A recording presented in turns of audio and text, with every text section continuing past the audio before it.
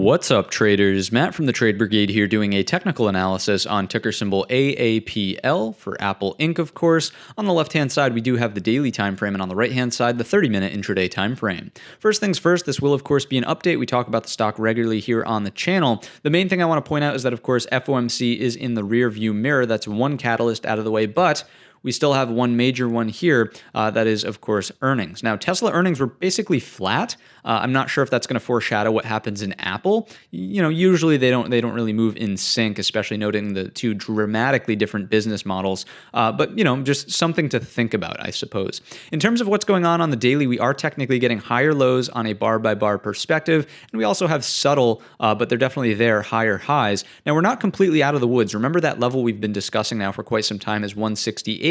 Where the breakdown really stemmed from, and you can clearly see that this could potentially be the start of a lower high, much lower than 168. So to me, this is nothing more than just bear flag consolidation, right? Kind of in this area here. Breakdowns of 157 get us closer to 152.20, and then the daily 200 SMA is the all-important level, sort of coinciding right now horizontally with 147.82 prior area of support right around in there. So that's what I've got from the daily chart would suggest, or rather, we can infer that it's a little bit more bearish than bullish. If it was going to be bullish as we broke those two-day highs, should have really made the move to 168, simply didn't happen. Again, a lot of that was due to Jerome Powell's sort of speech.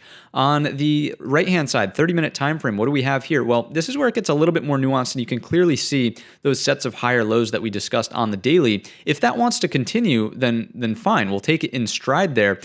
So really what has to happen right now is 159 is your line in the sand. That cannot go on earnings. If it goes, I would say it's just anyone's guess, right? It's not firmly cementing itself in a 30-minute uptrend, and you would have to play it bar by bar, to be quite frank with you, and we just don't have that information yet, so there's no use in speculating on it. If the break up and over this area comes around 164.25, then fine. Because we have the higher lows, I would look for the new higher high in the back test of 168. Maybe that negates this level as a lower high, but here's the caveat. If we come into 168 and we print nothing more than an inverted hammer or even just indecision dojis, and then we take out those lows, to me, all it is a break, retest, we roll over, probably make an equal low close to about 158, and then from there we'll reassess the chart. So that's kind of what I'm thinking about inside of Apple. Those are the numbers to really be paying attention to. I also like the fact that we're kind of holding on to this area of prior resistance. It was a breakout point from Tuesday, right? That held up as support here on the downside from the Jay Powell speech. So 159, very important level to the downside. If it holds,